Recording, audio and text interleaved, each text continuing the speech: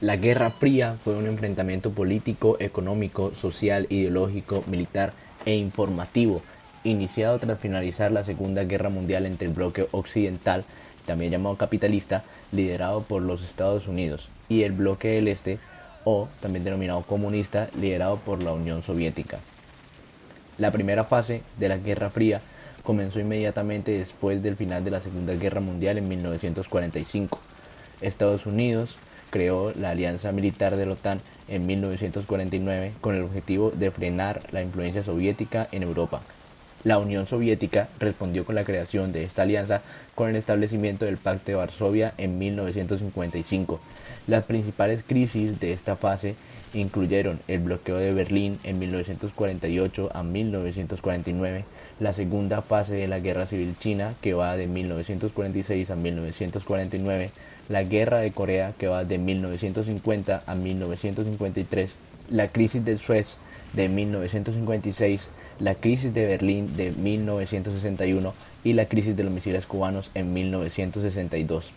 La Unión Soviética y los Estados Unidos comenzaron a competir por la influencia de América Latina, Oriente Próximo y los estados recién descolonizados de África y Asia, donde el comunismo tenía una gran fuerza y donde se vivieron enfrentamientos tales como la emergencia de Malaya o la guerra de Indochina. Después de las crisis de los misiles cubanos comenzó una nueva fase que se vio como la ruptura sino-soviética, es decir, China, Unión Soviética, complicaba las relaciones dentro de la esfera comunista, mientras que Francia, aliado de los Estados Unidos, comenzó a exigir una mayor autonomía de acción, llegando incluso a abandonar la OTAN.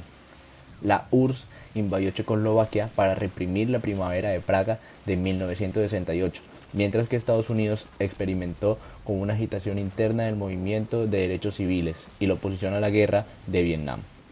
En las décadas de 1960 y 1970, un movimiento internacional por la paz se arraigó entre los ciudadanos de todo el mundo. Se produjeron movimientos contra las pruebas de armas nucleares y por el desarme nuclear, con grandes protestas contra la guerra. En la década de 1970, ambas partes comenzaron a hacer concesiones para la paz y la seguridad, marcando el comienzo de un periodo de distensión que vio conversaciones estratégicas de limitación de armas y relaciones de apertura de los Estados Unidos con la República de China como un contrapeso estratégico para la URSS. La fase de estabilidad se derrumbó a finales de la década con el comienzo de la guerra afgano-soviética en 1979. La década de 1980 fue otro periodo de distensión elevada. Estados Unidos aumentó las presiones diplomáticas, militares y económicas sobre la Unión Soviética, en un momento en que ya sufría un estancamiento económico. A mediados de la década de 1980, el nuevo líder soviético Mikhail Gorbachev introdujo las reformas conocidas como Glasnost en 1985 y Perestroika en 1987 y puso fin a la participación soviética en Afganistán. Las presiones por la soberanía nacional se fortalecieron en Europa del Este y Gorbachev se negó a apoyar militarmente a sus gobiernos por más tiempo en la llamada Doctrina Sinatra.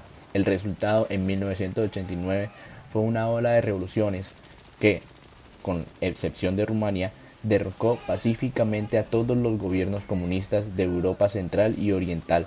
El propio Partido Comunista de la Unión Soviética perdió el control del territorio y fue prohibido luego de un intento fallido de golpe de Estado en agosto de 1991 contra el gobierno anticomunista de Boris Yeltsin.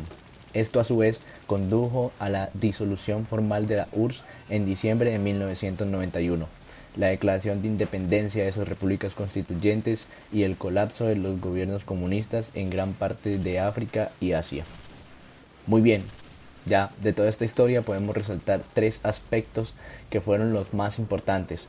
El primero, esta fue la primera guerra que no tuvo enfrentamientos bélicos directos como tal. En realidad fue más un juego de ajedrez, jugadas estratégicas, con el fin de tener el dominio del mundo.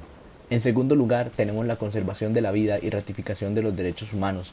Los dos bloques tenían poder como para hacer una guerra nuclear y ya teníamos los antecedentes de Hiroshima y Nagasaki, pero sin embargo se optó por una opción más conservadora y especulativa con el fin de preservar la vida del planeta y de los que habitaran allí. Y por último tenemos la victoria de Estados Unidos, la cual dio pie a un liberalismo económico y social que ayudaría a crear la idea de un mundo globalizado gracias al Internet. Estos tres aspectos son los más importantes de esta guerra, los cuales no solamente marcaron la historia en el pasado, sino que se vieron repercutidos en el futuro, y los cuales nos han ayudado a avanzar como sociedad en estos últimos años.